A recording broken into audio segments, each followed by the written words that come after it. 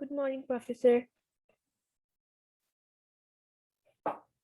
Morning. I'm just trying to fix my um my situation here.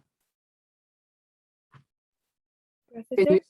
Okay, good. I can hear you now. No, I was having an issue with my headphones. I could hear the sound through the computer, but not through my headphones.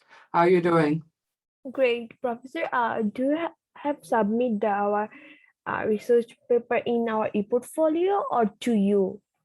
First, you submit to me, Okay. and then later on, in I think the first week of December, you will also upload it for assessment on the e-portfolio, and I will talk about that later. But the first submission, so if you're submitting on the 17th or the 24th, you have to send it to my email. Okay. Understand. All right. Thank you, Professor. Okay.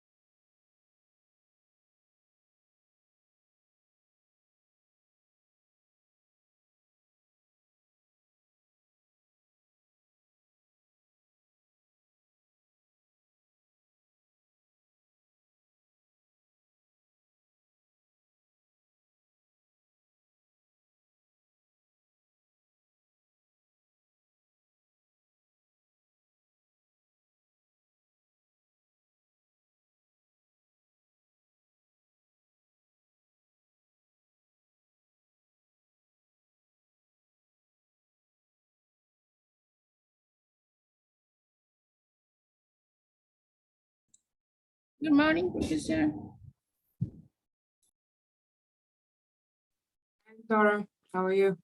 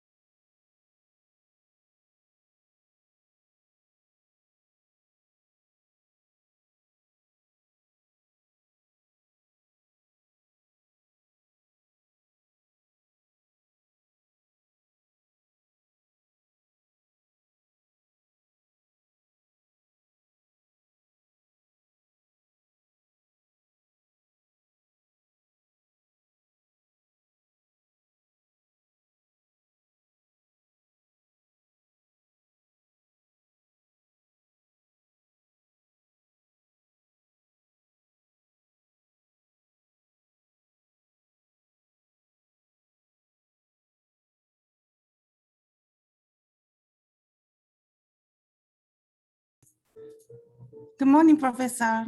This is Marina. Good morning. Hi, Marina.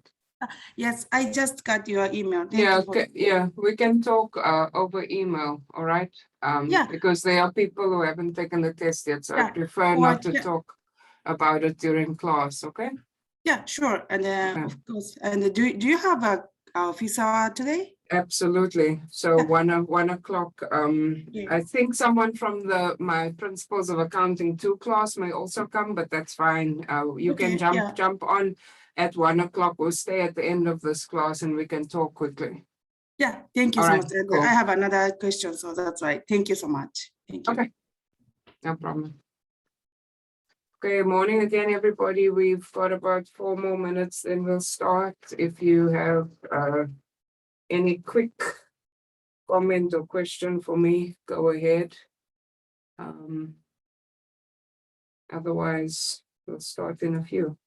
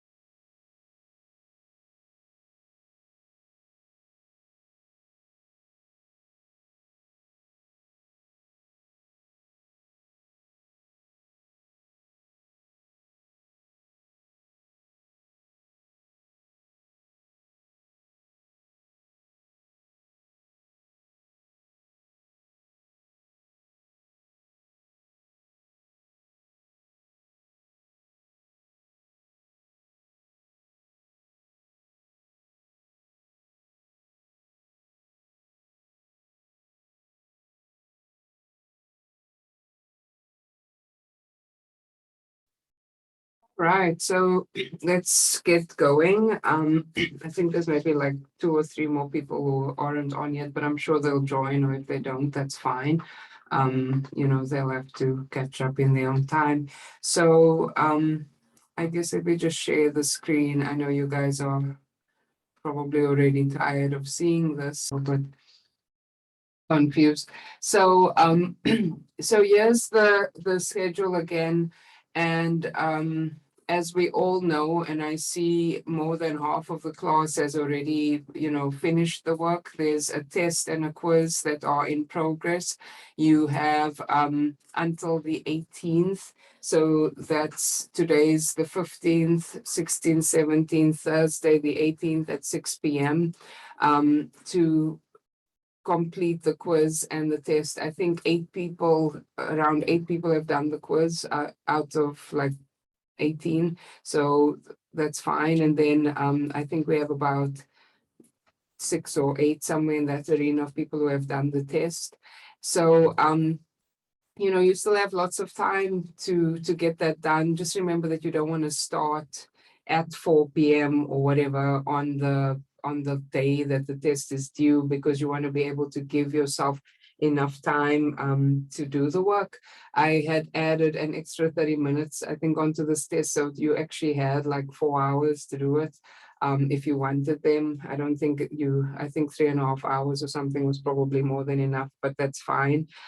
Yeah, so these things are in progress. The other thing that's in progress is, you know, if you want to submit the term paper early, that happens on Wednesday at 6 p.m.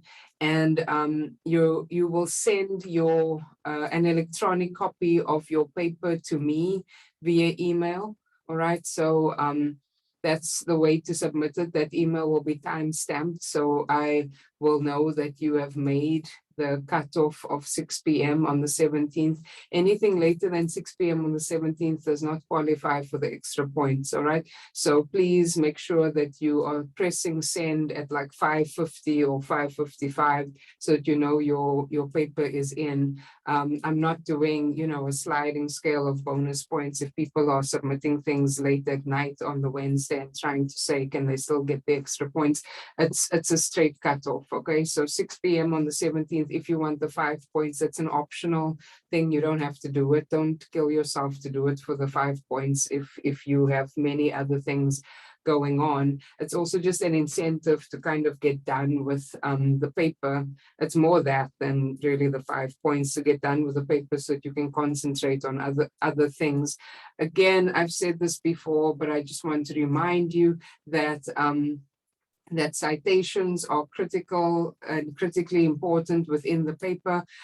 You know, again, I was reviewing people's Part B, and some people are still not doing this citation within the body of the paper, not just at the end. If you say, you know, Andrea Francis said you have to cite your sources, then in parentheses after you write that, you know, sentence, you write Andrea Francis, comma, 2021, and then in your reference section you put, you know, intermediate accounting 2 class November the 15th, you know, Francis 2021, or however the reference needs to go. So I'm going to keep emphasizing, you guys have done your English courses and so on, so you should know this already, but if by some way you have not you know, run into this before, the APA citation, which I'm requiring you to do, you know, requires citation within the document. So if you're writing about Nike, you're writing that Nike has revenue of $100 billion,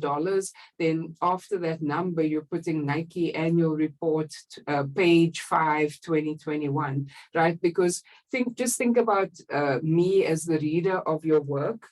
I need to be able to go back to the source where you got that information and check to see that the numbers and the things are correct. I hope that makes sense, right? Because if you're just telling me, oh, you know, Nike's revenue is 100 billion and you're not referencing anything, I don't know if you looked at the annual report, which is what you're supposed to be doing, or if you looked at a quarterly report, or if you just looked up something on a website somewhere. And if the number is wrong from the annual report, or wrong compared to the annual report that I have, then I have to deduct points for your answers being wrong. But if you tell me where you got your stuff and I can see that, you know, you tried your best and you ended up, you know, with a quarterly number instead of an annual number, then I can at least take off way fewer points, right? Because I'll be able to at least see that the number you got had something to do with Nike. You just took the wrong number. Or maybe you took the previous year's number instead of the current year or whatever. So please, when you're writing, if you have to, I mean, I don't know that you have to print out this whole thing, but at least refer to this document, okay? I'm not worried so much about formatting and indenting and all of that. I mean, that's the way you should do it, but I could somewhat care less about that. I'm concerned that when people have these big paragraphs of writing, and there's no reference, and then, you know, at the end I see like 10 different references, I don't know where your work starts and where somebody else's, ends. So in the end, I'll have to run the document through like a plagiarism detection, and then no one wants that. I don't want it to come out that, paragraphs are from somewhere else, but they haven't been cited. In fact, citations make your paper stronger, right? I also have to write papers because I'm in academia, I'm a professor, and there's a requirement that you look at the literature related to your topic, and that that you have a strong basis in the literature. So don't think that citing your sources is going to make it look like you're just getting stuff from places. I mean, I'm not saying copy paste from the internet, obviously that's not okay. But what I am saying is if you use 2 or 3 different sources to discuss the history of the company or whatever, that's good. That shows me that you did a lot of work, and you need to give yourself credit for that by actually putting the references inside your document, not just at the end. So at the end is this, right, where people put all their references alphabetically and whatever.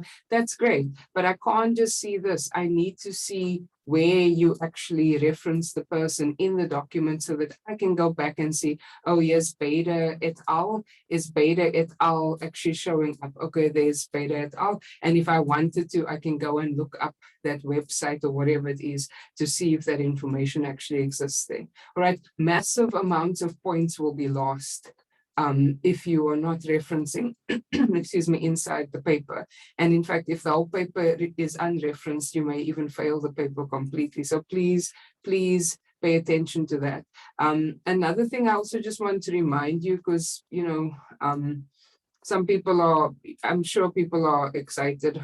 I'm sure people are not excited, but apparently they are excited about writing this paper because the number of pages that I'm getting is just huge. Like, remember, this paper is only supposed to be somewhere between 4 and 6 pages. If you if you have answered the questions, move on, okay? Adding extra like filler type of stuff, just in the hopes that you are hitting some note that I'm looking for is not worth it. If you find that you cannot answer all these, like I will mark up to even 8 pages, like you can double the length if you have to, because remember, you should be doing double line spacing. But once we get over 10 pages into 12 pages and whatever, at some point I'm going to stop marking, because then the way this is structured, it's not supposed to be that long, right? If I'm talking about analyzing liquidity, solvency, and profitability, you don't have to give me definitions of what liquidity, solvency, and profitability is.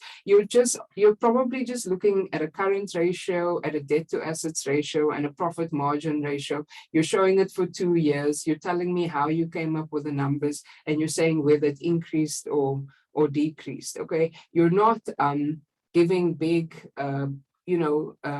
explanations on why we would use these ratios or things like that. I already know that, and you're assuming that you have an audience that knows that. And also how the company's doing. I mean, we're really just talking about, are they stable, deteriorating, improving, based on some of the financial highlights you already looked at.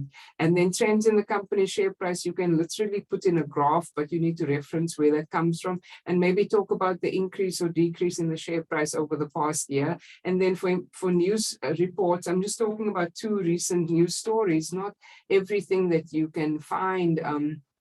It's not necessary. Just pick 1 or 2 stories that, like if you're doing Peloton, there was a massive recall of their treadmills, not too long ago, that had a big impact on their profitability. You could put that in. They're also seemingly coming up with a rowing machine. That's an important, point. If you're dealing with Apple, they had, their new slew of phones and things coming out recently. That's relevant. But news from like 2 or 3 years ago, or stock prices from ages ago, it's not up to the minute information. If anybody has questions about anything to do with the paper, even people who already submitted drafts and you're still unclear what it is that I'm looking for, feel free to contact me, okay? I will answer any and all questions that you have. I understand that everybody is super busy and some people may not even have looked at this thing again since we started the semester. I get it, okay? But you will have to think about how you are going to organize your time to be able to do this work, because this work has been known about, since the start of the semester. But again, I will support you in, even if you come to my office hours or whatever, even if you just want to read through the requirements and just clarify, points with me, or just ask me how to find the annual report or whatever, all of those things, I'm happy to do it. But I can't do all these things on the 23rd with you at the 11th hour, when both of our schedules may not, accommodate that. So please think about when you would want to speak to me, if you need to speak to me. And for those who need help with writing, there's the writing center that has, you can make appointments to go and speak to someone at the writing center. If you don't need the writing center, but you just want to check your own work, there are things like Grammarly. If you install that on your computer, it's going to show you where there are errors. You can also just make sure that you proofread your own work to see if it sounds right. Those are all ways that you can improve your potential for points. I want to give people, points on this paper. This is, by no means is this something that where I'm like, oh, I'm getting excited because people are going to like struggle with something. I don't want you to struggle, but I don't know if you're struggling if you're not speaking to me. So please spend even 10 minutes, at some point. If you're not going to submit early on the 17th, that's fine. Spend 10 minutes once you're done with the test and the quiz, if that's on the 18th, just to look over the term paper and make sure that you understand the requirements. Does anybody have any questions about the term paper right now? It's okay if no one has any questions, but I just want to make sure that I'm not the only one talking, that if there's something that you need to ask, you're welcome to ask it now.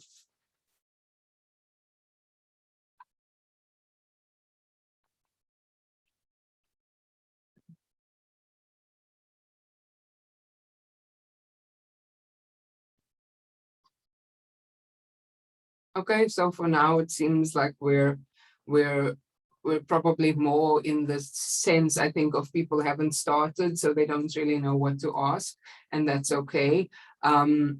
I will just keep reminding you as you go along, and as we go towards the 17th, there are a few things here and there that I'll point out about the paper just to remind you, okay? So we continue with our work in chapter, well, actually, let me just say one more thing, sorry. Just one more thing for those people who are done with the test and the quiz, and there are a few of you who are now free agents, as it were.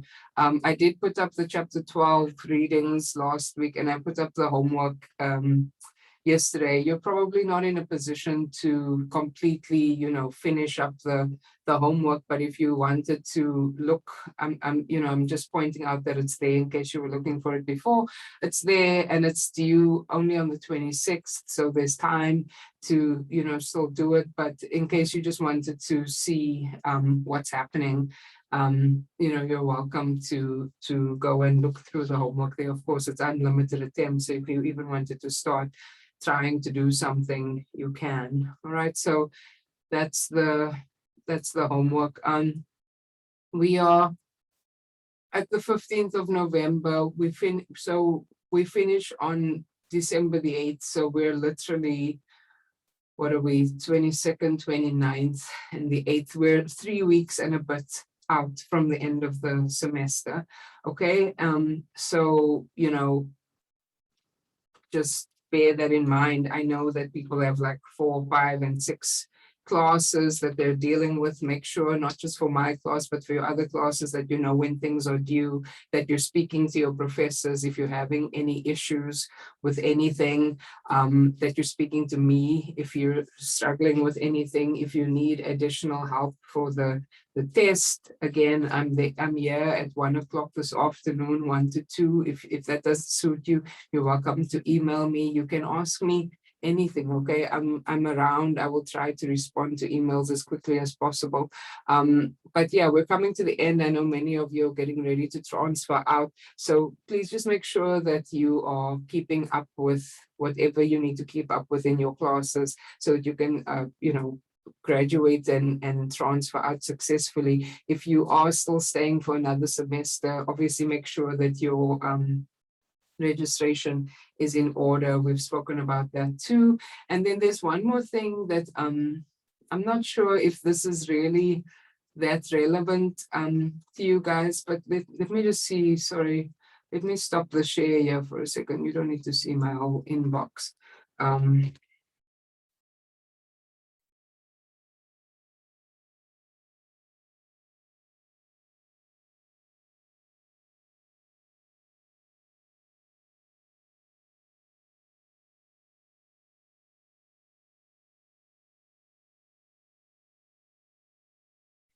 All right, this is what I wanted to share with you guys. Again, this may be not as relevant to you because many of you are leaving, but in case you have friends or in case this maybe does apply to you, the college senate actually approved again this, this no credit policy that was in effect, especially at the height of COVID. They did also on October the 27th, and we just received this like at the end of last week. They voted to approve a no credit policy for all students in fall 1/2021. Remember, this is optional. If you attended a class and you completed all the assignments and you took the final exam and you earned a failing grade in the class, you can, convert that grade, the F grade, to NC, which is no credit awarded. It's only if you earned a failing grade, and you can do that for one class. Basically, it's really just for a maximum of 4 credits. So that's really just going to be one class. And that just means that you have completed the course, and you aren't, getting the credits towards whatever academic progress. Again, that's what I'm saying. It might be less relevant to you guys because you're near the end. Also, the deadlines to opt in to the no credit will normally, it's available in CUNY first. You can, basically click a drop down box and choose that. And it starts about 14 days after the last day to submit the grades, which I think is the 20th of December. So sorry, it doesn't start within 14 days. There's a 14-day window after the last day. So I think from the 21st of December, you can do this. My understanding is that, it doesn't impact financial aid, won't go into your GPA. If you are transferring to another institution, you would obviously have to check whether the no credit, in the past, the no credit, during the pandemic, no credit was accepted within CUNY, but not everybody's transferring within CUNY. So you have to see if it converts back to an F, or how it will be treated at, the transfer school. So again, this may not be like super relevant to all of you, but I'm just saying it in the event that either it does, who knows what happens at the end of the semester. Things sometimes go a bit crazy. So you have to know what all your options are, right? So that, you don't end up in a situation where you had options available to you, but you didn't know about them. Does anybody have questions about this no credit policy that just was approved? I mean, it's like hot off the presses, basically, even though it says October 25th, it was basically on Friday or Thursday we got this information. All right, so I'll leave it over there if anyone wants to talk about it or wants to pass this information on. to friends or family, you're welcome to do that if it's anybody else at LaGuardia. So I'll move back into chapter 12. You know, on Wednesday last week, we started with the debt investments part of the work.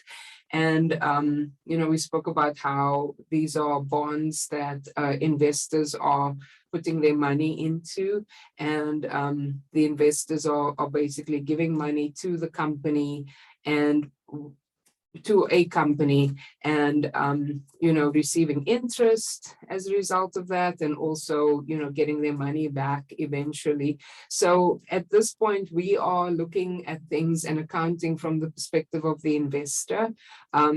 So we have an asset as opposed to a liability, right? We're investing in the debt of another company, but it's the investment is an asset for us. And we spoke about different terms, and I'll go back into the example that we did, but we spoke about how the principal or the face value or face amount or the maturity value is the amount that will get paid back to investors at the end. That's what the bonds payable account will have in the ledger. And then the stated interest rate is usually an annual rate. That is what is actually paid out in interest to the investors, and that's based on also the face amount, that's the cash that you will receive. And you know, based on what is happening in the market interest rate versus the rate that this bond that we're investing in is returning, we may either buy the bond at a discount or a premium or at its face value, right? And so over here it talks about if the stated rate, so the bonds rate, is higher than the market rate, many investors are willing to invest in that bond because they're getting a return that's higher than the market. So it's sold at a premium. And then if the stated rate is lower than the market rate, so the rest of the market is returning more than what our investment is returning, investors are not going to be as excited about this investment. So it's sold at a discount. It basically has to be put on sale to encourage people to invest. And then and I said this was from the text, that when you think about accounting for debt investments, and so you want to make sure that, or we want to make sure that we know how to do all the journal entries against this. You're talking about purchasing the debt investment, right? Do we know the journal entries around that? How do we account for receiving interest? We're holding the debt investments during periods when the investment's fair value changes, and fair value is the amount at which you can sell the investment, right, to someone else in the market. So you're basically looking at, you know, maybe you buy a bond today as an investment, but you know, at the end of the year on December 31, the price of the bond in the market has changed. And depending on how you account for the bond, you may have to do a fair value adjustment. And that will result in unrealized holding gains and losses. And they are unrealized because you have not yet sold the investment. When you sell the investment, those unrealized gains and losses will be realized. Realized just means that the thing actually happened. You know, that you received some type of cash, the investment is gone, and so on. Then there's also the possibility that the investor may sell the debt investment before maturity, because, you know, maybe there's again a change in interest rates in the market, and they're saying, you know, I'm not going to keep this investment. I want my money back. I'm going to put my money somewhere else. Or they just have a liquidity need, so they just want to get their money back. Or they can wait till maturity, right? Till the last day of the bond when it matures, and they get the face value of the bond back. So when we do our examples, we will run through these various events or activities in the life of the debt investment. And so just to reiterate here, and again, these are things we already kind of discussed, but I just want to refresh our memories because it's been a few days since we've met. There are three classifications of debt investments, right? There's the held to maturity debt investments. That means that you are intending to hold the investment until the day when the company pays you back, right, which is called maturity. And those are accounted for not at fair value, but at what we call amortized cost. And if you remember from last time, and I'll revisit this example, this is amortized cost, okay? This carrying amount of the debt or well, not the debt, but the bond investment. This is its amortized cost. So when we hold something to maturity, we don't care what is happening in the market, if people are buying and selling this debt investment, and if the price is changing. We just account for it using, this amortization table. And if someone had to say, what's the carrying amount of the debt, at the end of year one, you would say $75,035. That's held to maturity. Okay. A trading debt investment is being purchased for resale in the near future to make income. So it sounds like, you're buying and selling, you're trading, you're trying to make a profit on short-term changes in the price of these investments. And we'll see that those types of investments are carried at fair value. And then available for sale, as I said before, is,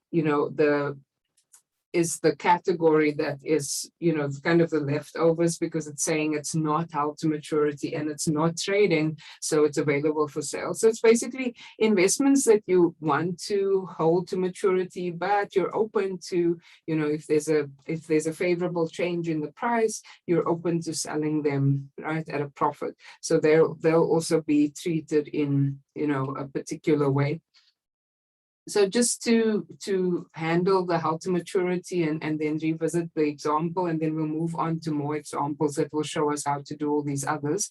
So held to maturity subsequent measurement, meaning of once we've purchased the investment, how do we account for it? What all should we do, right? We said that it's accounted for at amortized cost, not fair value.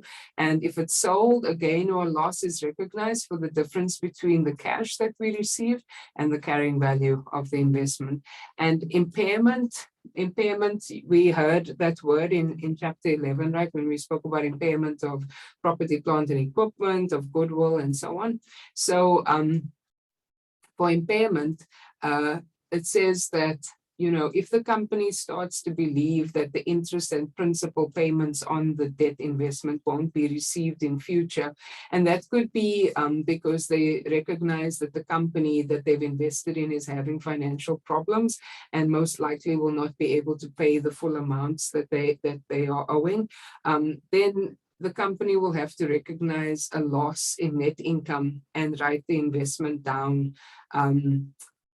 by using what's called an allowance for credit losses. So it's kind of the same thinking like we had in chapter 11. As soon as there's some indication of impairment, you have to take a loss in the income statement, and you also have to adjust the carrying amount of the asset. All right, so that's what we will do as it relates to impairment. So with this example that we had over here, and let me actually just go close this up. Yeah. Go down to, again, to just jog our memories. The first example was Garfield Company purchased a held to maturity investment bond. So when we see that, we know that it's amortized cost and not fair value. 80,000 is the principal amount, or the face value, or the maturity amount, whatever you want to call it, of the bond. 9% is the stated interest rate. 5 years is the term of the bond, and they paid 74,086. So you can see that the amount that was paid is less than the face value. So that means that they bought it at a discount, right? Because it's clear when you see the yield here that this bond is returning less than what the market is returning. So the company is selling it for lower than the face value so that they can attract investors. So because the investor pays less than face value for the bond, this discount combined with the interest that they will receive over the life of the bond results in a total return on the investment of 11%, which you can see is higher than the 9% straight interest. And the reason it's higher is because of this extra, whatever it is, 20 some odd thousand dollars. No, sorry, it's 74 to 80. What am I talking about? $5,000 extra money that is saved, because at the end they're going to get 80,000, right? So the yield is higher when we're buying the investment at a discount. The yield is higher than the stated interest rate. Prepare Garfield's journal entry for the purchase of the investment, the receipt of the annual interest and the discount amortization, and then effective interest rate is what we were using. So I showed you last time the journal entry for the investment in bonds, right?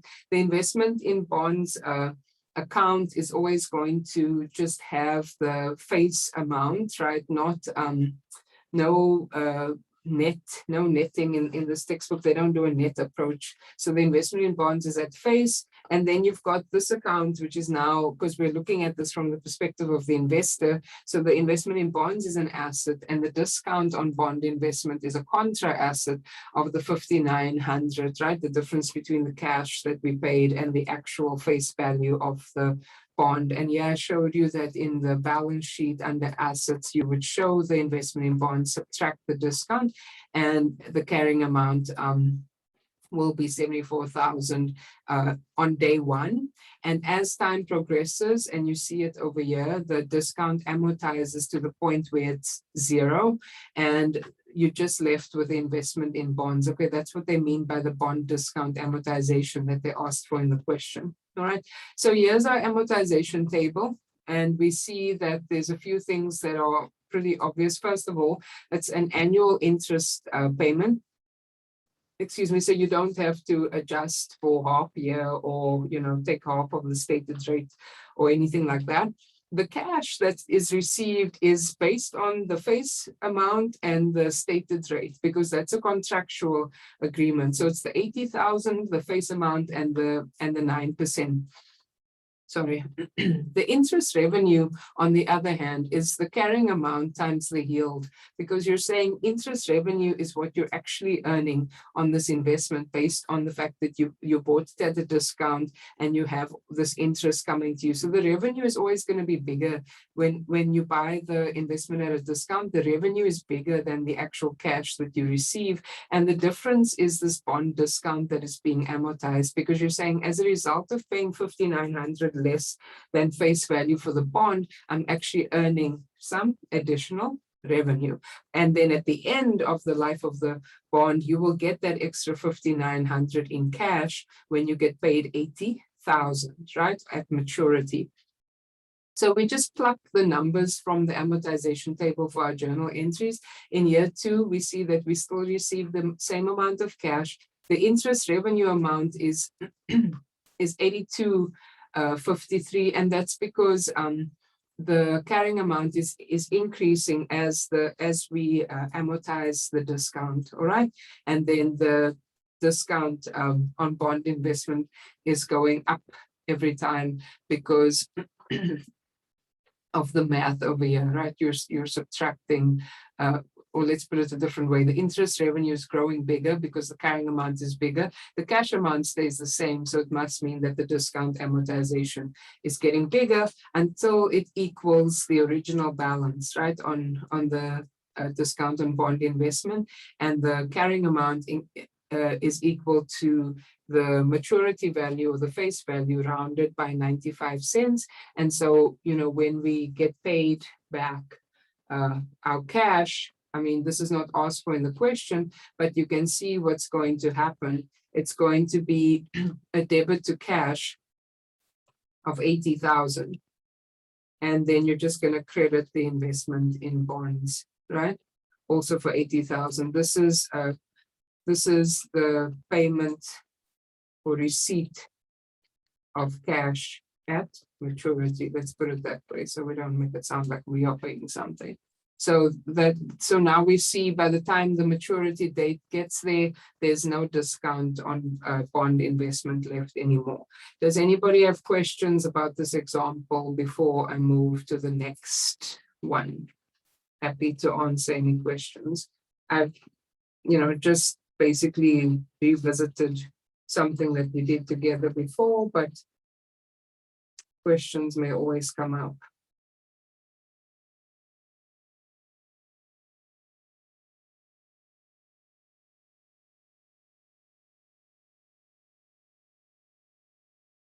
All right, so in the event of no questions at this point, I'm going to move on to exercise 2. I'll read it with you and show you how we'll do it. I want to say that there's a little bit of opportunity for you guys to also do, examples on your own, but some of the stuff is so long that that I basically have to show you how to do it, and then some of the practice is just going to be in the homework. But we'll see what we can do to make sure that people actually are feeling like they are also doing some of the calculations. All right, so number 2, Hendricks Corporation purchased. So here already you have to be careful. Do you see this? Trading, right? The other one was held to maturity. So we have to read very closely, because how the investment is classified is going to determine how we account for it, right? Because remember, we said that held to maturity is going to be at amortized cost, right? Not at fair value. So that was how we accounted for it. So trading, I'm not sure that we are clear how we should account for a trading investment. So let's see what we have here. A trading investment for the debt investment is reported at fair value. So already we have to be aware that at the end of whatever period we're accounting for, we will not be able to just leave the investment at amortized cost. We have to look to see what the fair value of the investment is. And again, fair value is the amount that you could sell the investment for. Look at that compared to what we're carrying the investment at on our books, and we may have to make an adjustment for gains or losses. And so it tells us that any unrealized gains and losses are part of net income. That's important to know, because that tells us that the gain or the loss goes through the income statement and eventually will end up in retained earnings. Remember, net income gets closed off to retained earnings, and retained earnings is part of stockholders' equity. And so we know that the gain or the loss is in the income statement, but where does the other side of the journal entry go? The options could be that it could go to the investment itself, or maybe some other account. And so here we see that a valuation account called fair value adjustment is used instead of debiting or crediting the investment's actual account. So any changes in fair value are going to go to a gain or loss account, and the other side goes to a fair value adjustment account. We do not debit or credit the investment itself, all right? And that fair value adjustment account is going to be added to or subtracted from the investment. And the reason for that is that the accounting rules want us to keep the investment balance separate from any changes in the original investment balance, the cost or amortized cost, separate from any changes in fair value. It's easier to account for it that way, even though it may sound harder, right? It's almost like if you think about how we account for, like, let's say a building. When you buy the building, you put the cost of the building into, the building account. Any depreciation doesn't go in the building account, it goes in the accumulated depreciation accounts, right? This is a similar thinking, that any changes to the investment are not going to go against the investment account, they're going to go in a fair value adjustment account. When a trading security is sold, a fair value adjustment is recognized up to the date of sale. So you're going to make sure that you account for any gains or losses right up to the date of sale. Okay, it's again almost like if you sell an asset that's being depreciated, you have to calculate depreciation right up to the date of sale. And so when you do the fair value adjustment right up to the date of sale, no additional gain or loss is recognized on the sale, because you've already recognized all the gains and losses right up to the sale date. And then the fair value adjustment account won't be needed anymore when you sell the investment, so it's reversed upon the sale. Okay, so and this just talks about how a holding gain or loss is the net change in the fair value of an investment from one period to another. And I'll show you in this next example. The theory makes it sound, I think, a little bit harder than what it actually is to account for this stuff, but we do need to make sure that we follow the requirements. Big takeaways: the investment is carried at fair value. Any gains or losses go through net income. The other side of that journal entry goes to fair value adjustment, right? So let me finish reading the actual question and then we'll answer it. Okay, So Hendricks Corporation purchased trading investment bonds for 50,000 at par. Okay, so it's at par, meaning face value or maturity value, principal amount is the same as the cash that you paid. So that helps a little bit. You don't have to worry about discounts or premiums. At December 31, Hendricks received annual interest of 2,000. So they're even giving you the interest amount. You don't have to calculate it. So obviously in this example, we'll have to do journal entries for interest. The fair value of the bonds was 47,400. So you can already see something, right? Just by looking at this, you can see that the value is low, the fair value is lower than the cost that we paid for it. It must mean that, you know, all the buying and the selling of the bonds in the market has resulted in the price going down. Could be for various reasons. So we have to, because it's a trading investment, we have to account for the gain or loss on that fair value adjustment, and that amount has to be sent through net income. So prepared Hendricks's journal entries for the purchase of the investment, the interest received, and the fair value adjustment. And they're saying, assume that there's a zero balance in the fair value adjustment account to start off with.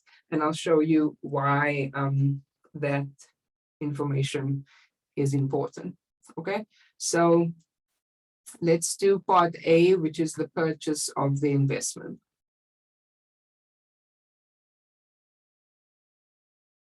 Debit and credit. Okay, so it's again it's the same like what we did before. It's investment in bonds or debt investment, however you want to call it, 50,000, and the credit is to cash. That's it for the for part A, for the purchase of the investment, right? And so in B, they're asking us for the interest, right? To account for the interest that was received. Since the interest was received already, there's no interest receivable. It's just straight cash. Debit 2,000. The question told us that the interest amount was 2,000. We didn't have to calculate it. And the credit doesn't go against the investment in bonds. It's simply just interest revenue. It's the same interest revenue account that we were dealing with in example 1. Okay, so far so good, hopefully. Not too outrageous. That's why I said sometimes reading the theory makes, you know, some of the stuff sound a little bit harder than what it is.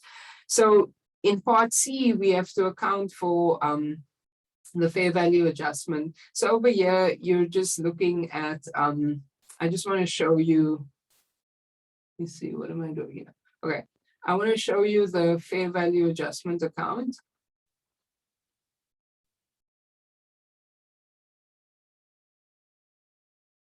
So this is how you can think about the fair value adjustment account. This comes up a lot in the obviously in the book as well. So because the fair value adjustment account is just a stand-in for the actual investment account, you can think of the movements in that account as the same as the investment, meaning that a debit is a plus and a credit is a minus, right? It's moving like an asset balance. And what all they're telling us is that at the beginning of whatever period, the balance on that account is zero. Right, that's what they're saying, that there was a zero balance in the fair value adjustment account. That's fine, right?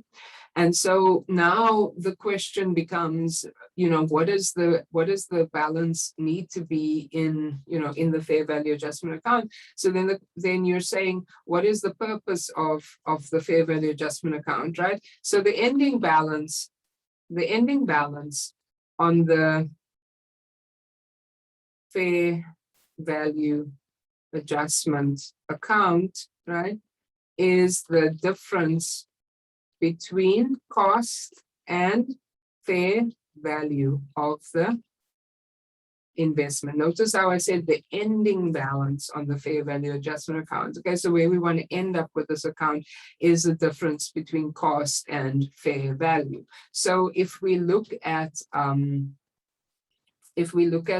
fair value for this investment, it is 47,400, and we look at cost, and I'm putting fair value first because I know it's a loss, so I want a negative number to pop out over here. So we're saying 47,400 minus 50,000, 2,600, it's a loss, right? So there's a big, and I mean, it was obviously a loss. The cost was 50 and the fair value is 47,400. So we know that we want the ending balance on the fair value adjustment account to be this loss of 2,600. It's going to be on the minus side because we will have to subtract the balance of the fair value adjustment account from the cost to get to fair value. So we want to end with 2,600, which must mean that the adjustment to the fair value adjustment account will also be 2,600. There's no beginning balance, so we don't have to do anything with the beginning balances. I'm showing this because there will come a time, and it will be fairly soon, where we will have to make fair value adjustments, and we will have balances already in the fair value adjustment account relating to previous years, and we'll have to make sure that we know what balance we need to end on and what balance did we begin on, and then, you know, how much is the adjustment that we need. And as I said, the ending balance on the fair value adjustment account is the difference between cost and fair value of the investment. So let me say one more thing about the fair value adjustment accounts, right? A credit balance on fair value adjustment indicates that fair value is less than cost. A debit balance on fair value adjustment indicates that fair value obviously is more than cost for the investment. That hopefully helps you to remember where to put the balance if you're trying to figure out the fair value adjustment account. So first of all, a loss now, you know, loss in the income statement is a debit. So if let's say you forgot all of this, you're like, I don't even know what to do with the fair value adjustment account, but you know that there's a loss. You can remember that loss on investment is a debit. So the way and I'll follow how the book writes it, the loss on investment, and then it says unrealized because the investment has not yet been sold, but you are recognizing the loss in the period that it's happening. And this NI, or I'll put net income, or NI, that's how the book does it, but I don't want to put NI for the first thing, people may not know what I'm talking about. And so the 2,600 is a debit loss, and the credit goes to the fair value adjustment account that I was just working through. Now I'm opening the floor. I'll give you guys a minute and a half to process what I did there, to look at the question again and to see if you have any clarification questions for me.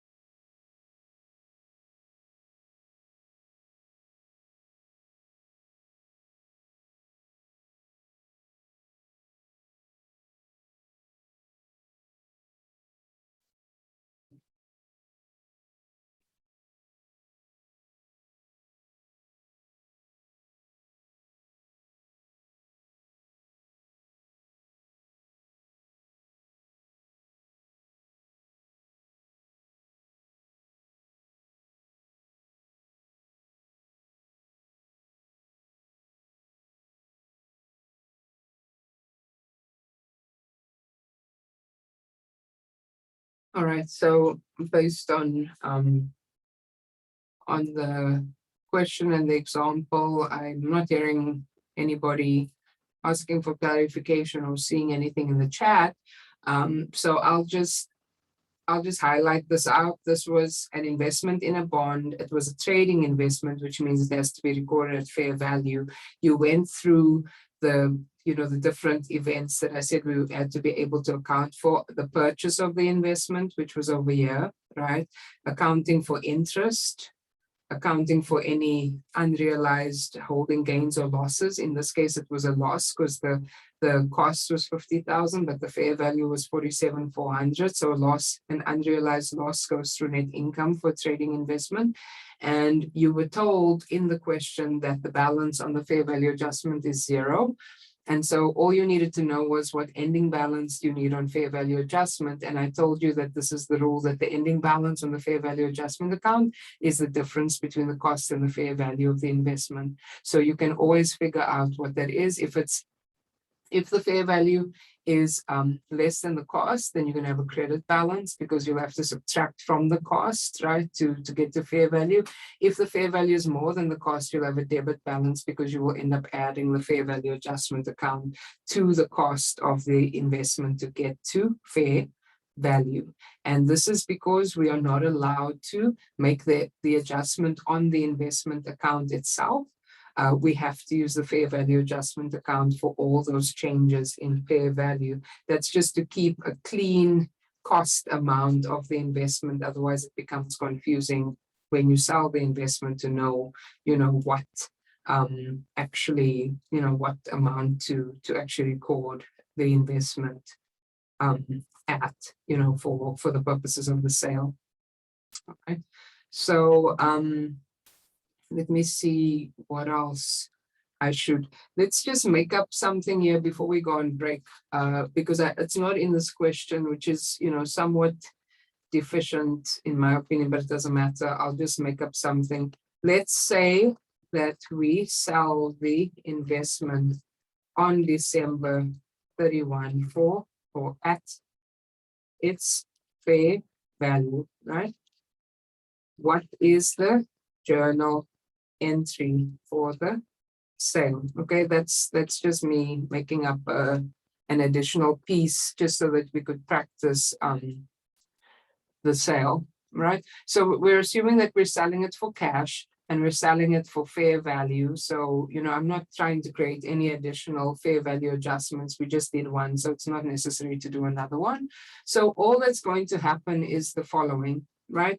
You're going to receive cash the same as the fair value, because we just said that we sold it for fair value.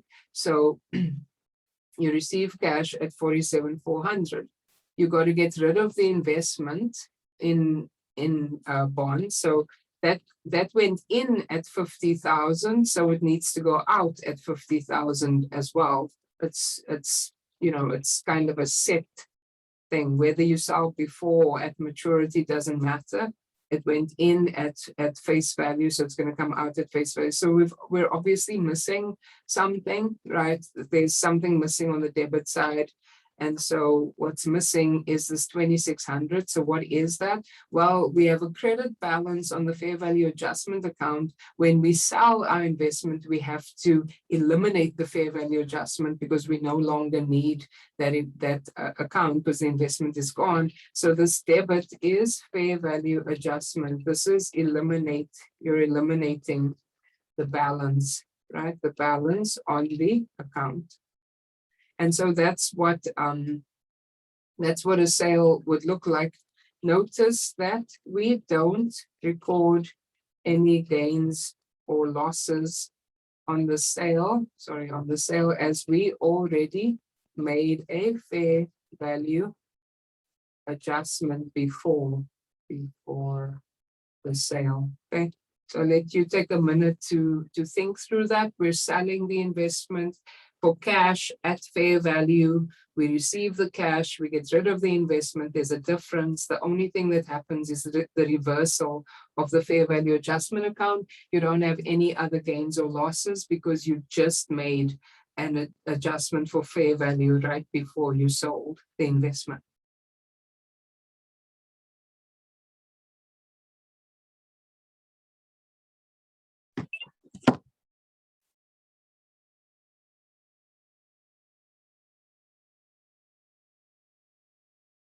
All right, so brand new stuff. I know, again, we're in the midst of testing also. There's all kinds of stuff going on with people. So I'm moving super slow through the material, trying to reiterate things. Maybe you'll listen to this this recording at some later stage, and you can at least revisit this the information. This is going to be in the finals. Obviously, it's important, but I know there's so many other things going on. So don't feel horrible if you're still trying to catch up with what's happening. But do ask if you are stuck on something. I'm happy to repeat it. What we'll do now is take a break until 11:40, and when we come back, I'm just going to keep working through the examples. All right. And I'll talk about one more thing to do with this example when we come back. I'll be on the call, so if people want to talk to me during the break, you're welcome to do that.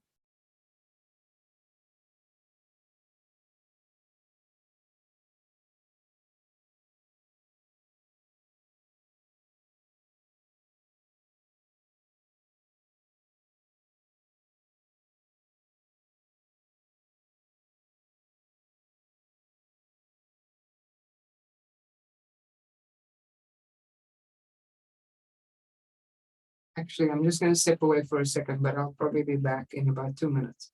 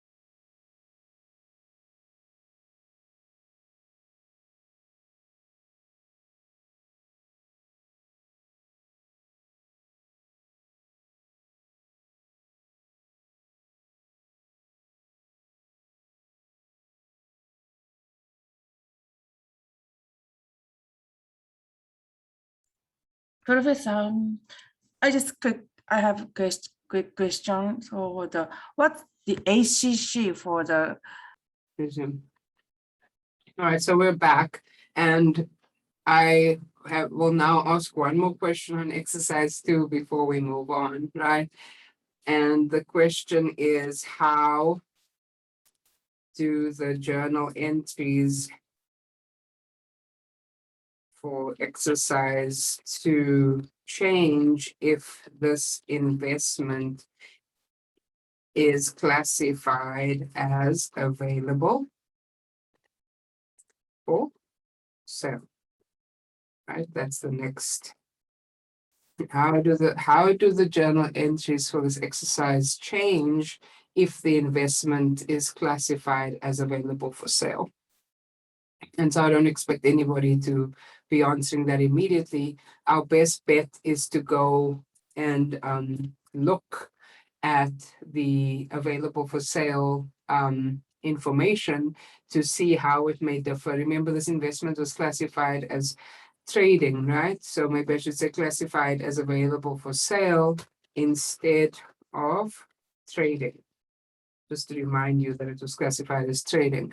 So if we go back to our, to the theory, to the rules, right, of how to account for this stuff, and you look at available for sale, they are also reported at fair value. So that's the same as trading, right? Trading is reported at fair value and so is available for sale. But here comes the difference. Unrealized gains and losses related to changes in the fair value of available for sale debt investments are recorded in an unrealized holding gain or loss account. Okay, that's still the same. This account is reported as, here's the change, other comprehensive income. All right, whereas trading goes through net income, right? The unrealized gains and losses go through net income. For available for sale, the unrealized gains and losses go through other comprehensive income, or OCI, which is a component of stockholders' equity. So this means that these gains and losses bypass the income statement. They don't even go through the income statement. They go straight into equity. And they stay there and roll into accumulated other comprehensive income until the investment is realized. And by realized, we mean sold, okay, until you get the actual cash, or it matures and you get your cash back. So now the question becomes why, right? Why would it be that a trading investment changes in fair value, so the unrealized holding gains or losses go through net income, but available for sale goes not through net income, but through other comprehensive income. So it never hits the income statement until the investment is actually sold. And part of the reason why this is the case is because of the nature of available for sale investments.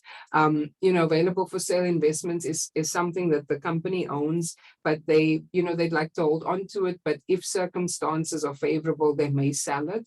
So the argument for sending any gains and losses through OCI and not through the income statement is that the company does not want to cause a whole lot of ups and downs, fluctuations related to these investments in the income statement when they don't really have the intention of selling these investments, in the short term. So there would be a lot of, I guess the word could be volatility. There'd be a lot of swings in the income statement related to available for sale investments.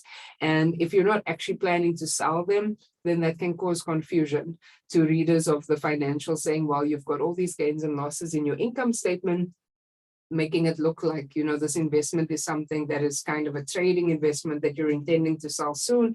But is that really the case? And what we know with available for sale is that it's available to be sold, but there's no, urgency for us to sell it. So, so I guess the FASB has allowed for kind of this intermediary treatment, right? With maturity, you don't even do fair value because you're going to keep it until the end. With trading, everything goes through net income because the assumption is that you are in this investment to make short-term gains. So those and losses, well, not loss, you're not trying to make losses, but I mean, there's short-term gains and there may also be losses. So those gains and losses have to go through net income because almost, part of your day-to-day stuff that you're doing.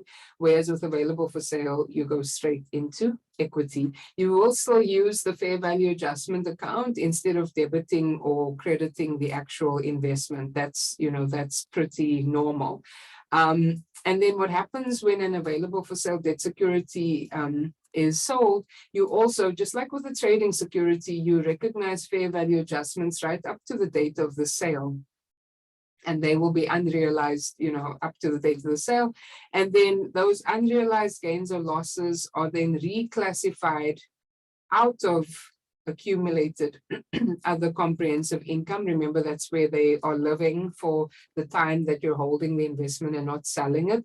And to avoid double counting, because you don't want to have things in equity, have balances in equity that are gains or losses for this investment, and then have something in net income that is also gains and losses for the investment. What you do is you accumulate in that equity account, accumulated other comprehensive income, you accumulate all the gains and losses related to this investment. When the investment is sold, you eliminate the balance that's in AOCI, accumulated other comprehensive income, and you record a realized gain, right? So we go from an unrealized gain to a realized gain, and that goes into net income. All right, and I'll show you how to do that. But this is the point here, is that you're not gonna have stuff going through the income statement for unrealized gains or losses. They're going to go through other comprehensive income.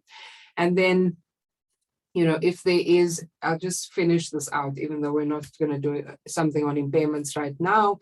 But if there is an impairment of this asset, if the fair value is less than the amortized cost, and there's actual indications of impairment, and you do intend to sell the investment at some point in the near future, you can write it down to fair value. If there's no intent to sell the investment, reduce the carrying amount of the investment with an allowance for credit losses. That's the same treatment as a held to maturity investment. So there's a lot of rules and stuff going on. I should have pulled this up during the break. There is I think a comparison, and maybe I'll just stop the share for a second here and go into the text and show you the comparative treatments of these investments.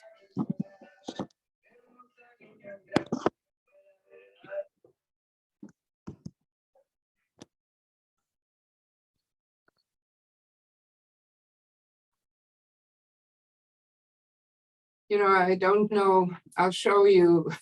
I feel like this comparison is a little bit chaotic, but this is how they decided to show it.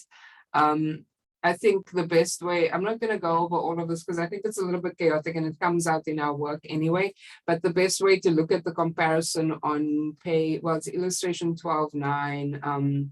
I don't know, they're not, let me see what's page 662, illustration 12.9 is, follow on the left-hand side here, what they're saying is happening, okay? That's the best way to try to read this. Let me see if I can.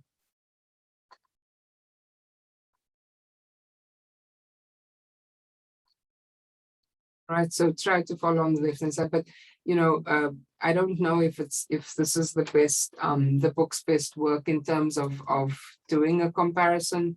I was just talking about, that there's a reclassification that happens of the OCI. This is over here, reclassifying the adjustment before the sale, and then you can recognize the actual gain on the sale.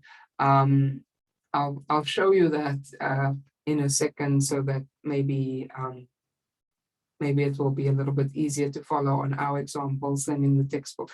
I mean, the textbook does a decent job with the rest of explaining all the stuff. I don't discount the textbook at all. I think they do a pretty solid job of going through each example. I just wish that they had chosen a different format for doing the comparison, because of the way things are set up. It looks very jagged, but but we'll go through each option, and so you'll be able to see how it works anyway. So why were we talking about this? Obviously, we need to know what's happening, but we wanted to contrast, you know, the trading securities and available for sale. Both are fair value, but the gains and the losses for available for sale go through other comprehensive income. So if I come back to this question here, how do the journal entries for exercise 2 change if this investment is classified as available for sale? So, you know, part A is going to be the same, right? It's an investment in bonds and cash, nothing different there.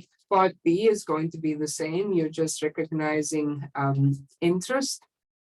And then for part C, you are, there's still a loss. I mean, the loss is going to be the same, but where the loss is recorded is what's different. So it's a very subtle difference, but a critical difference on how we account for this. So you're going to say loss on investment, you're still going to say unrealized, but instead of saying net income, you're going to say other comprehensive income, or OCI is the short form that the book will use, and we'll use after this. You're still doing 2,600, right? Nothing changes with the amounts, and then your fair value adjustment is the same, right? 2,600. So yeah, what I'll do is highlight this and this. So when you're looking back on this, you know, sometimes it's easy to think you're just reading the same thing over and over, but you're not. They're two different places. OCI is stockholders' equity. Questions on that?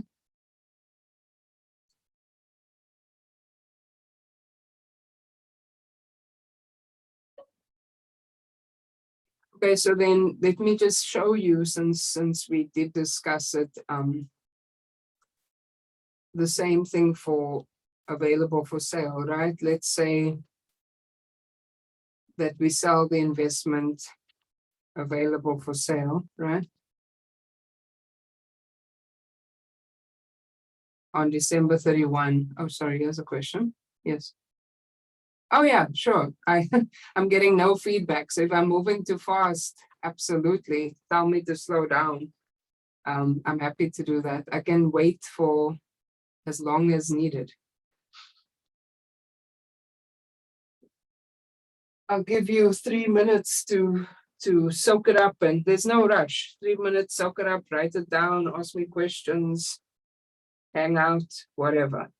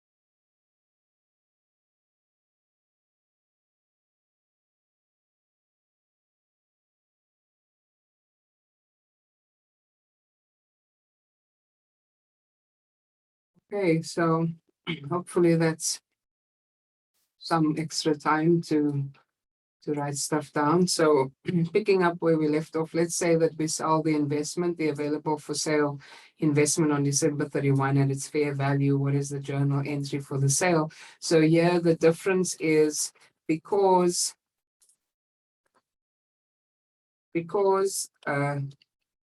this is an available for sale. I'm using an abbreviation, okay, AFS, available for sale investment. We first have to reclassify the unrealized loss in OCI. Okay, so what we do is, and I showed it to you over here on, let me see if I can go back quickly to the somewhat chaotic thing. Over here where you see this reclassify unrealized holding gains and losses. So basically you're just taking the amount of the gain or the loss. In this case it was a gain, but you're taking it out of OCI and also removing the fair value adjustment account. Okay, so it's called reclassify. Let me see if I can find a better. So yeah. Sorry, I'm just trying to see if I can find it. Yeah. So the reclassification adjustment is what the, I guess, account is called, and then the fair value adjustment. So because we have an available for sale account, we have to first do the reclassification. Because this is a loss, we're also removing the fair value adjustment account at the same time. Because this is a loss, we're going to debit fair value adjustment to eliminate this balance of 2,600. And we're going to credit the reclassification adjustment OCI account for the same, okay? So here we reverse the fair value adjustment account balance because we are selling. And over here, we reverse the unrealized loss in OCI because of the sale. All right, and to avoid double counting. That's really, I'll show you why double counting comes up. So that's the first part. That's part one, is do the reclass. Now part two is the actual sale, like we had before with the previous example when it was trading. So you're still going to do cash because you're selling the investment at fair value. So it was, let me just get this number right. It was 47,400, I believe. Okay. So you're receiving cash at 47,400, right? The investment is going away, same thing, at 50,000. But now, unlike with unlike with the trading account, let me just get rid of this and show you. Unlike the trading account where you actually just eliminated the fair value adjustment account in the sale, you've already eliminated the fair value adjustment through the reclassification. So what you actually do over here is recognize a loss, right? A loss on the sale, or however you want to call it. And this is a realized loss. So the realized loss, and it goes through net income. And the loss is the difference between, the fair value and the cost. So I repeat, when the investment is an available for sale investment, because the loss on the investment doesn't go to the net income, it goes through other comprehensive income, which is a stockholders equity account, right? Over here, this is stockholders equity. Stock, I don't know what I'm doing now. Stock. Somebody's spelling it. Stockholders equity. We end up having to reclassify the that amount, so that we can actually recognize a realized loss when we account for the sale. Okay, that's how we do it. In the in the trading example, you already recorded the loss in net income when you made the fair value adjustment. So you don't have to record the loss again when you do the sale because it's already gone through net income. I'll give you guys a minute to reflect on this and to take notes and potentially ask me questions. I've kind of veered off script because you know, the original question doesn't ask all these sub questions, but I thought that this was a fairly simple example to begin with, and we could just build on it to see the differences between trading and available for sale.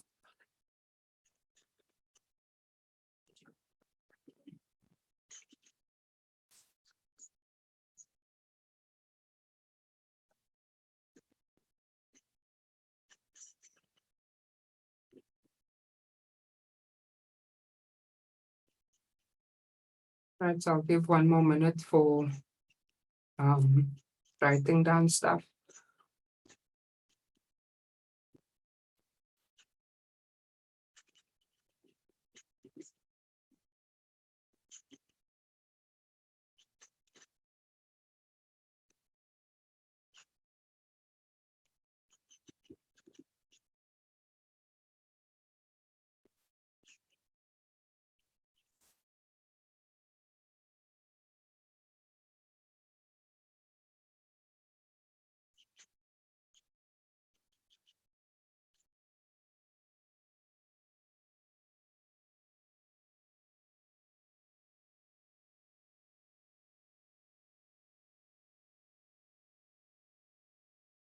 Anybody have questions here?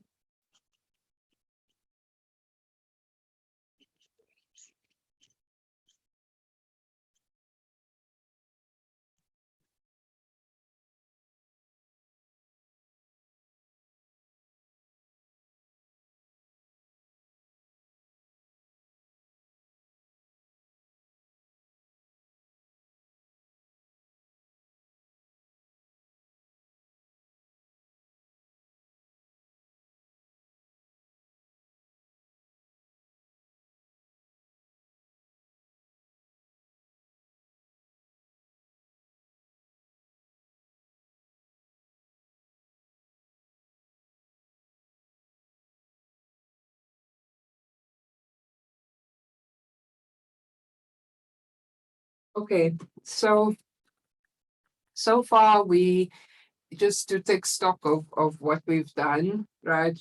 If we look at the questions and the topics that we've covered, we have been able to look at a held to maturity bond investment that was issued at a discount, and the discount amortization and the interest calculation and all those journal entries.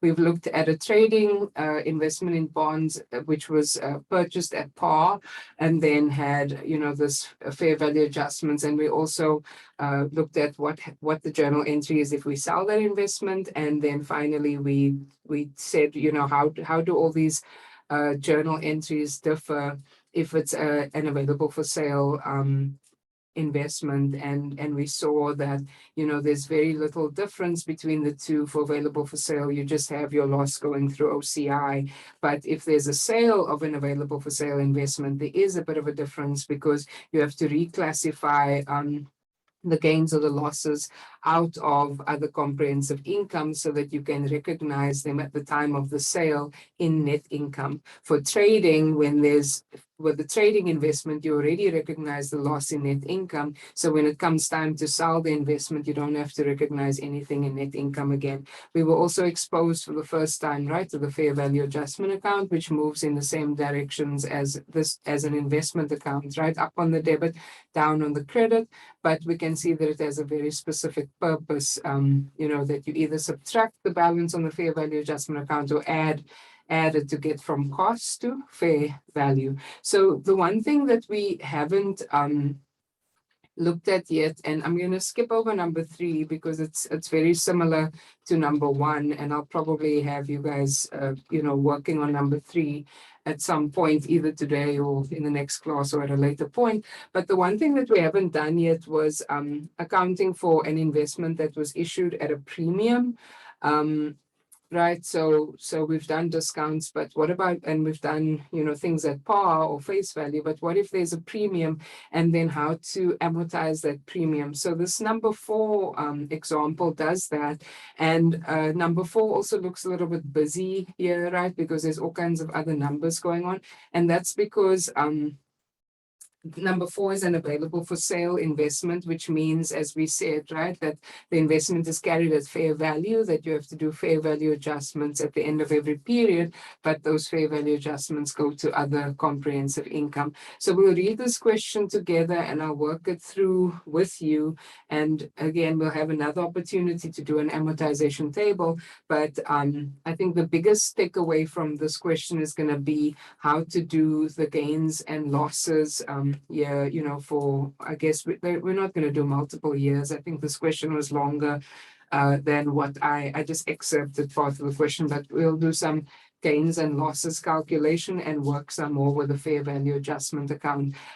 As I said before, the book also, for anyone who's concerned about fair value adjustment, I'm working it through for you, but the book will also, this book does this edition of the book does a much better job of actually showing how the fair value adjustment account works.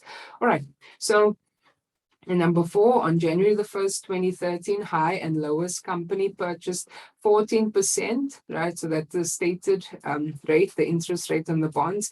14% bonds having a maturity value of 514,200. So that's the face value, maturity value, principal, however you want to call it.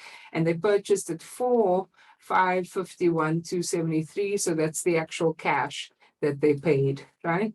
And 41 cents, sorry. The bonds provide the bondholders with a 12% yield. So remember, the yield is what it's actually returning. And the reason the yield is less than the stated rate is because they overpaid for the bonds, right? So they basically make their investment return less than, the stated interest rate, because they overpaid by like almost $40,000. I guess the rate, it must be that the interest rate on this bond was so attractive to so many investors that the company could issue the bond at a premium, and that premium, overpaying for the thing, cuts into your return. So the return, the yield goes down to 12%. We'll need that yield to calculate interest revenue on the amortization table. They are dated January the 1st, 2013. So that's where we start, right, to accounting for it, and mature January 1st, 2018. So 5 years, right, with interest receivable December 31st of each year. So there's an annual interest. So we just go straight 14%. If this had been semi-annual, right, with like a July 1st and January 1st or June 30th and December 31st, you would just take half, right, of the 14% and half of the 12% when you're calculating the amortization table. High and lowest company uses the effective interest method.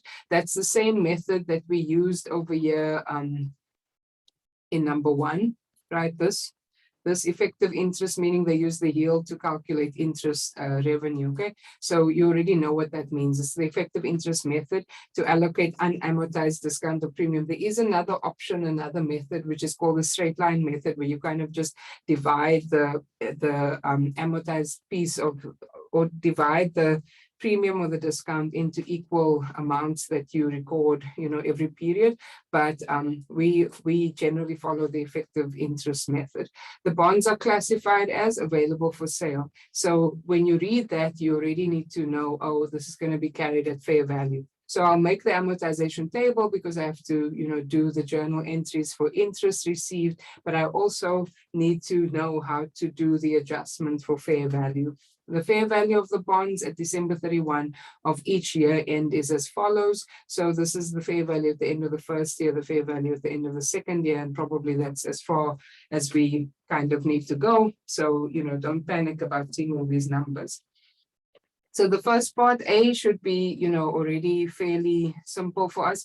Prepare the journal entry at the date of the bond purchase. Remember, this is a bond so it's an investment in bonds. There's cash that was paid, and the difference between the investment account and the cash that's paid is either premium or discount, right? So that's how we approach it. And the investment in bonds account is always going to be at face value or par value. So, you know, if you remember these rules about how the journal entry runs, then you're already in a position to be able to figure out, if you can't remember, if the discount or the premium or debit or credit, right? So we skip over exercise 3 and go to exercise 4, and we'll come back, right? We'll come back to exercise 3 at some point. All right. So again, the journal entry for the purchase, sorry, we just put A here so we know what we're doing. This is going to be a debit to the assets, right? Investment in bonds, and you're going to go with the face value, right? The par value, face value, however you want to call it, 514,200. That's what goes into the investment in bonds account. That's what comes out when you sell it or when it is paid back at maturity. Then we know that cash is being paid to make this investment, and the cash amount is when it says you for whatever, that's how much cash you paid. So 551,273.41. And now we can see that there's more on the credit than on the debit. So we need something else on the debit, and we know that this is going to be a premium. And it's a premium because the cash that is paid is more than the face value or maturity value of the bond. And that premium will be amortized over the life of the bond until you get to the point where it is 0, and that will be after 5 years at maturity date. Okay. And so we know that for B, we have to do the journal entry for the interest, but it's not clear, right, how much that's going to be. Our best bet is to start building an amortization table. So I'm gonna type a little bit slower. So we've got the date. This is the same like before. How much cash is received? What is the interest revenue? I'm sorry, let me just write here that it's an, I mean, you guys know this stuff already, but just in case. Interest revenue. So now we are amortizing not a discount, but premium, right? This is the premium amortization. So you'll notice now with a discount, the piece that was amortized was added onto the carrying amount. With a premium, the piece that's amortized is going to be subtracted from. So amortized cost or carrying amount, right? These two. I can't remember if I'm being consistent with the other, sorry. If I'm being consistent with the other table, but it's close enough. When you get this on, if you have to do this on McGraw-Hill, they'll give you the headings because they, I mean, for the sake of the computer, they have to have everyone doing similar things in similar columns. All right. So I'll give you a minute there to get up to speed with the table. I'll just put some rows here. And what do we have? We're having interest rate of 14% and a yield 12%. Just to remind us what we have to use in our calculations.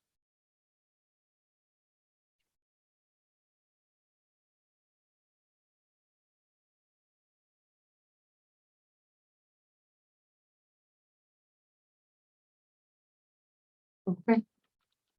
So we start with, you know, the first thing, which is the actual amount that was invested. So that's January the 1st, 2013. So 1/1/13, and the amount is 551,273.41. Okay, that's where we start. That's the amortized cost of the carrying amount on day 1.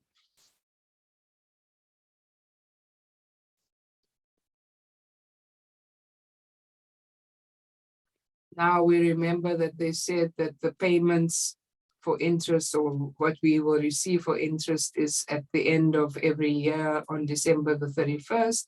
So we're going to start putting, you know, 12/31. This is 12/31/13.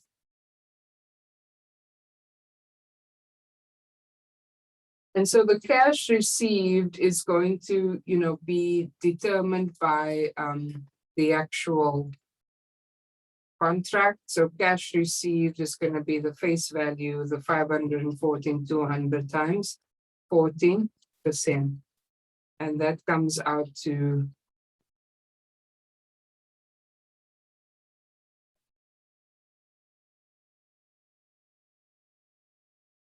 oops, 7.14, not 0.15, 71,988. That's how much cash they're going to get.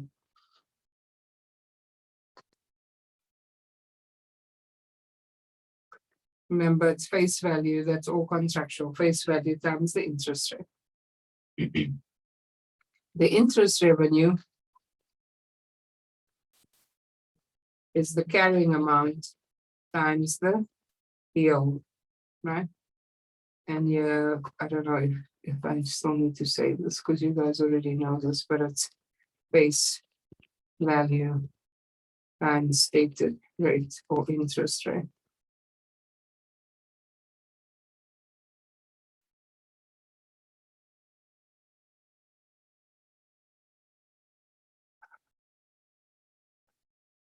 Okay. So this is carrying amount times the yield. So we start with this amount over here, 551, right? Times the 12%.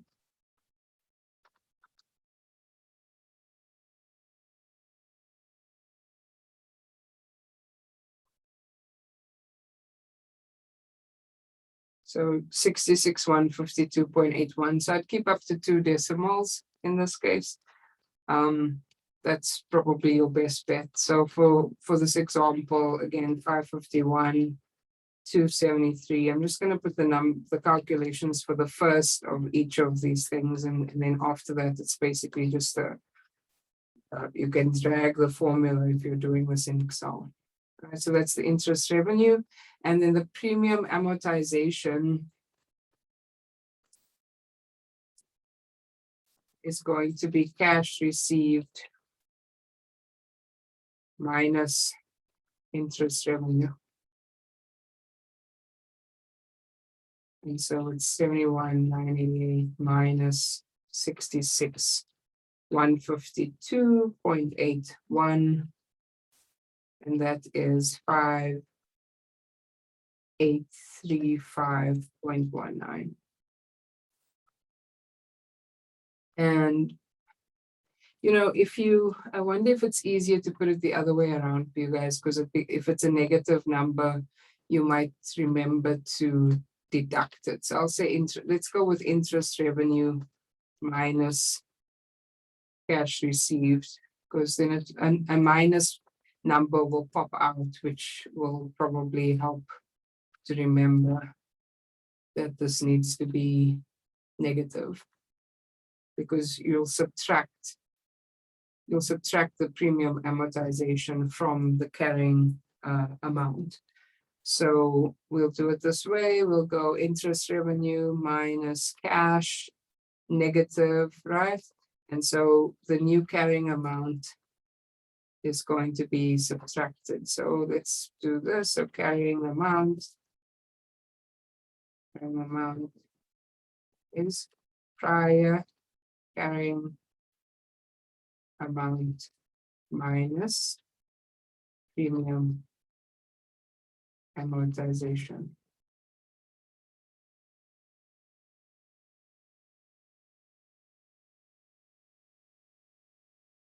And so 551,273.41 minus 5,835.19. So we kind of did something like this when we did the first amortization table, where I showed you where every number comes from for the first line, so that you would be able to reason it out for yourselves. So hopefully this is not completely foreign. I think the difference here is that that first example was a discount amortization, and this is a premium, right? And so the premium, you're going to have to deduct the premium amortization from the carrying amount until you get to face value. That's really how it will work. I'm going to give you 2 minutes to catch up to me if you need to, and then I'll show you the rest of the amortization table, and then we'll do the journal entries as well.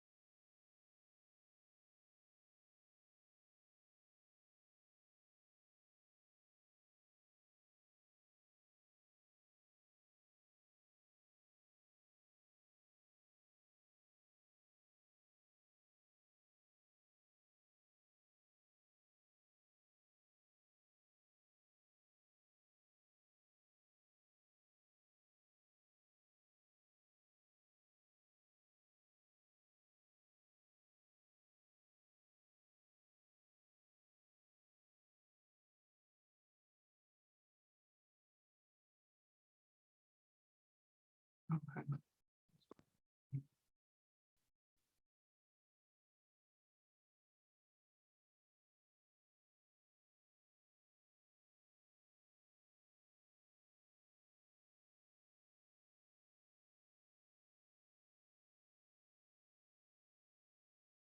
All right, so maybe 30 seconds more, and then I'll first do the interest journal entry, and then I'll show you the rest of the amortization table.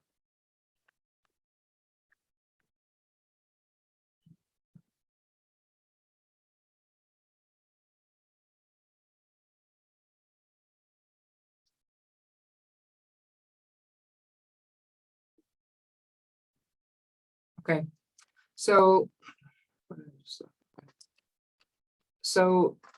looking at part B, it asked us for the journal entries to record the interest received and recognition of fair value for 2013. I'll just do the interest journal entry first, and then I think I probably still need a little bit more space here, so I'll do that. Let's do the interest journal entry. We received cash. I'm just taking stuff off this line over here, right? That's the first interest. So cash received 71, right? 988. We also have interest revenue, and that's 66,152.81. And remember, the premium on bond investment is a debit balance. As you amortize it, you will credit this account because you have to get it down to zero.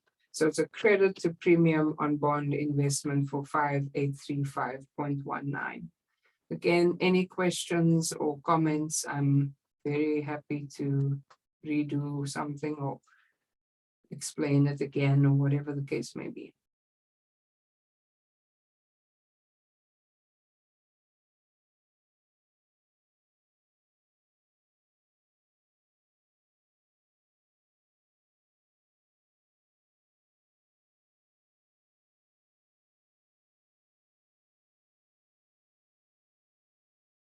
Okay, so before I do the fair value adjustment with you, what we'll do is just, and you don't have to do this for your purposes. I think for our purposes, we only need one more line on the amortization table for 2014, but I'm just gonna take it right through to the end so that you can see how the premium, how this premium gets amortized. Okay, so just bear with me because some of the numbers are not going to make sense until other numbers are in. Okay. So this is, if you look at this number over here, it's off by about $3. I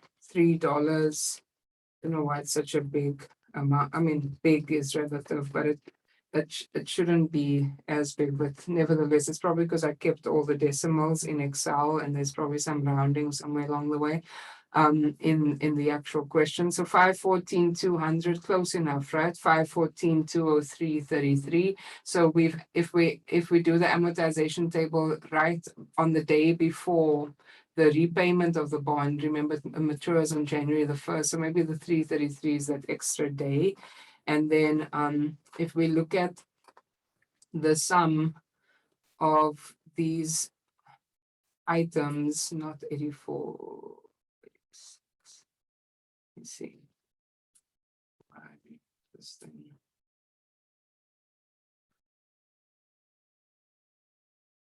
Yeah, I don't know why. Okay, there we go.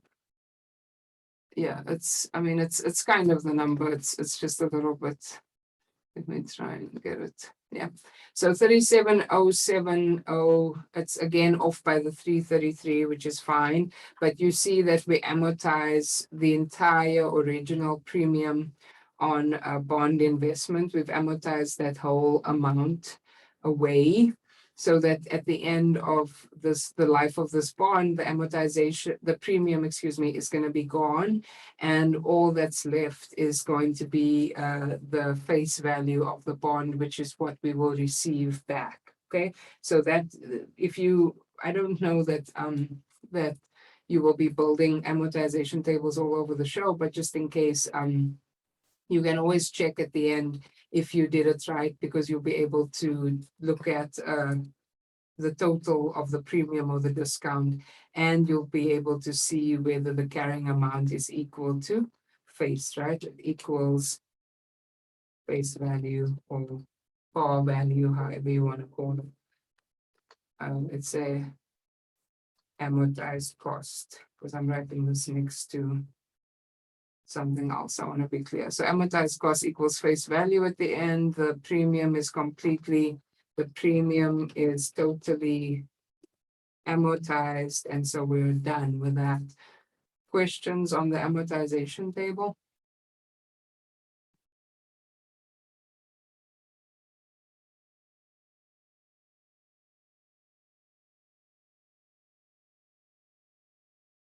Okay, so now we come to this piece where it says, please show us also the recognition of fair value. So meaning the fair value adjustment for 2013.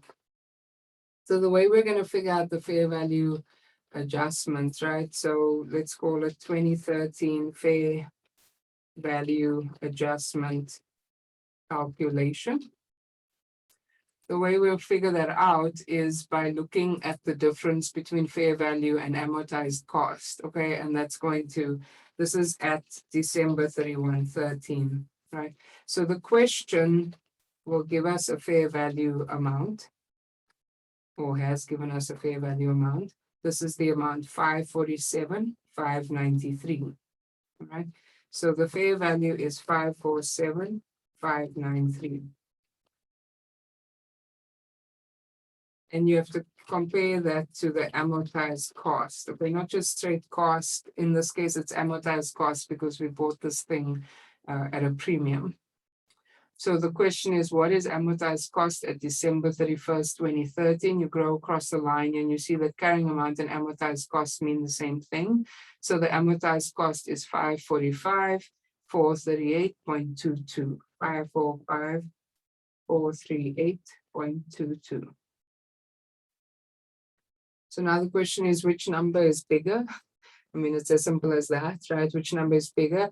Fair value is higher than cost, so it must be a gain, right? The price for which you can sell this item is more than what you're carrying it at. So there's a gain. How much is that gain? It's the difference between 547 and 545. So the gain is, let me just keep some more decimals, 2154.78. That's the gain. That's also the ending balance in the fair value adjustment account. So I'm going to draw up a fair value adjustment account here for us so that we can keep track of the changes in fair value in this debt investment. So this is the same account like what we drew up in the previous exercise number 2, right? Fair value adjustment. Debit is a plus, credit is a minus. at this point, the balance was 0. I know that because we just purchased this investment and this is the first time we're adjusting to fair value. So there can't be a balance there already, all right? No balance. What we do know is that the balance that we want is the difference between cost and fair value. And since fair value is higher than cost, it's going to be a debit balance. So at the end of this process, fair value adjustment needs to have a balance of 2154.78. Okay, that's the balance we need, which then means that the adjustment has to be on the debit side, and the adjustment is going to be for the same amount, 2154.78. Again, I'm taking this thinking from what we discussed previously, that the difference between cost and fair value is the ending balance on the fair value adjustment account. And that since there's no beginning balance, right, on the fair value adjustment account, because we just bought this investment, our adjustment will equal the ending balance. Also, when fair value is greater than cost, the fair value adjustment account is going to have a debit balance because the fair value adjustment account balance has to increase cost to get to fair value. It's going to look like this. You've got amortized cost. And I think the book does this a little bit also. You've got the amortized cost, then you're going to say fair value. This is what they'll show in the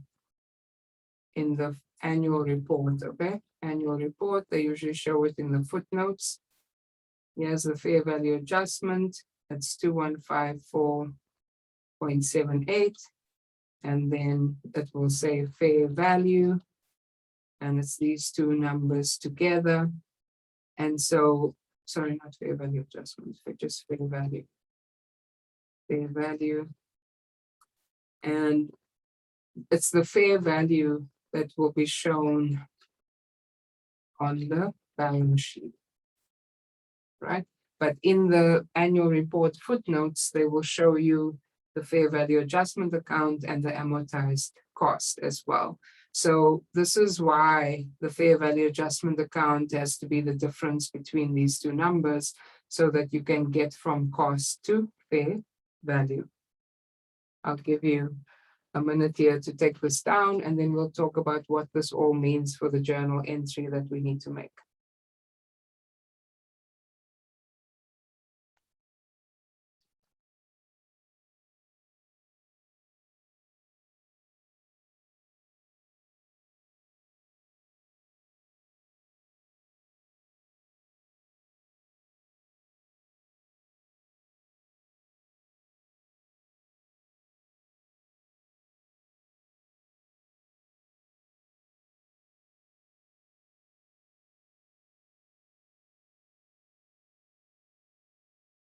Okay, so for the journal entry, you will obviously debit fair value adjustment, and it's going to be a gain because fair value is greater than cost. So you're going to have a gain on investment, but remember, this is an available for sale investment. So the gain has to go to other comprehensive income.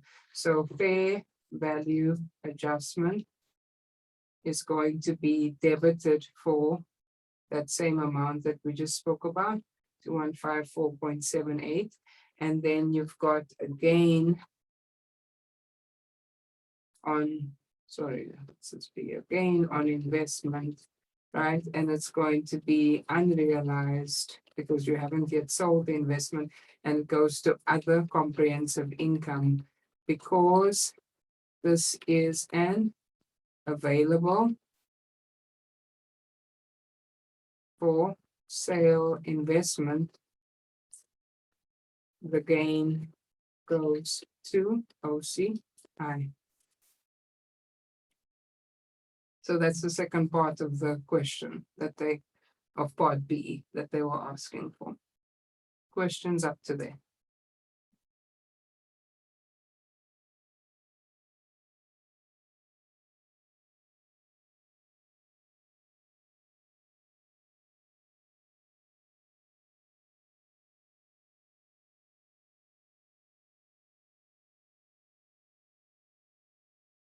All right, I'll give you some time to write that down. And then the last thing that we'll do is the fair value adjustment for 2014.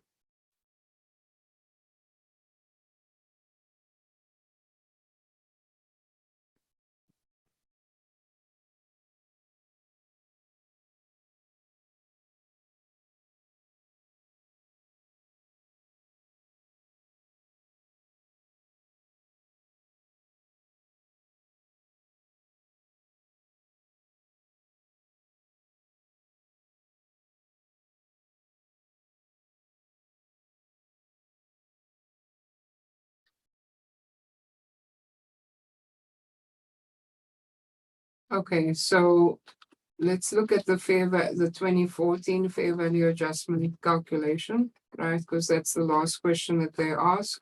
Prepare journal entry to record the recognition of fair value in 2014. So 2014 fair value adjustment calculation. And you're looking at the same things. You're saying at 12/31/14, right? What is fair value and what is amortized cost? The amortized cost. And I forgot to say to write here, this is the ending balance on fair value adjustment account. Okay, so 12/31/14, what is the fair value that's given in the question? It's this 515,800. That's the fair value as given. Okay, so that's where we'll start. 515,800. Amortized cost, you're going to have to go back to your amortization table and find what's the amortized cost at the end of 2014. It's given to you over here. It's 538,902.81. Okay. 538. Oops, that was having all kinds of finger slips today. 538,902.81. Taking it straight off of the table. Remember, this is the amortized cost line on the table. You're not comparing it to what you paid originally for this investment. You have to compare it to the cost that you're carrying it at the end of the year, which is 538,902.81. Okay, so just be careful with that. It's not the original cost compared to fair value. It's amortized cost compared to fair value because it's a debt investment. So already you can see that there's a problem. It's going to be a loss, right? Because the fair value is 515 and the amortized cost is 538. So we can sell this thing for 515, but we're carrying it at 538. So 515 minus 538. So 23,000. Let me see, I think it's 102 point something. Yeah, 102.81. So that's going to be a loss. And this is needing to be the ending balance, right? On fair value adjustment account. All right. That we need the ending balance and it's going to be a credit balance. Why do I know that? Because when the fair value is less than the cost, we end up having to subtract, right, the fair value adjustment account from cost. And so it's a credit balance. So how do we do that? We work on the same account here. I just want to add a few lines. So we know that we started with a balance of a debit balance of 2,154.78. So what we need at the end of the year, though, of 2014 is a credit balance of 23,102.81. That's the ending balance that we need. So how do you get from 2,154 debit to 23,102 credit? You will have to make an adjustment, right? You'll have to make an adjustment on the credit side. And the question is how much? The amount is these two numbers together. That's the adjustment that you have to make, because you first have to eliminate this debit and then you still have to have 23,000 on the credit. So it's the sum of the two numbers that's going to give us our adjustment amount. And this is why it helps to draw the T account of the fair value adjustment, because it may not be as obvious looking at, you know, just this. You might think, oh, the adjustment is just 23,000. It's not, because that's what you want the ending balance to be. You still have to eliminate the beginning balance, the debit balance, to get to this credit balance. If the ending balance had also been a debit, then you would have just taken the difference between the two numbers. But because the ending balance is a credit, you have to add the two numbers. So this is a credit to fair value adjustment, and the debit is going to be a loss, right? So this is, let me put all, well, I guess people are going to be trying to copy, so I'm not going to go back up. I'll just put part C over here, if you'll indulge me. So debit and credit. The debit is a loss on investments, and it is unrealized again, and it's OCI because this is available for sale. And the credit goes to the fair value adjustment account, and both are it's equal 25,257 and 59 cents, not 23,102, because that doesn't account for the beginning balance in the fair value adjustment account. So you can have some more time. That's where we end today. Can have some more time to copy this down. I have now covered for the most part, although we may just do one or two journal entries on impairment for debt investments, but we've now covered how to maturity, trading, and available for sale debt investments. And you can see that there's a lot of similarity in how you record the purchase of the investment, recording the interest revenue, you know, the receipt of interest. But when it comes to fair value adjustments, for how to maturity, there's no fair value adjustment. For trading, there is a fair value adjustment, but it goes straight to net income. And for available for sale, there's also a fair value adjustment, but it goes through other comprehensive income. Okay, so I'll take questions or you can take notes. Otherwise, everyone is dismissed at this point. The only person I don't have attendance for is Christopher, and I don't think is here. Everybody else, I have your attendance. And I'll be on the line. I can stick around if people have questions. Otherwise, you're welcome to go have a lovely day despite the weather.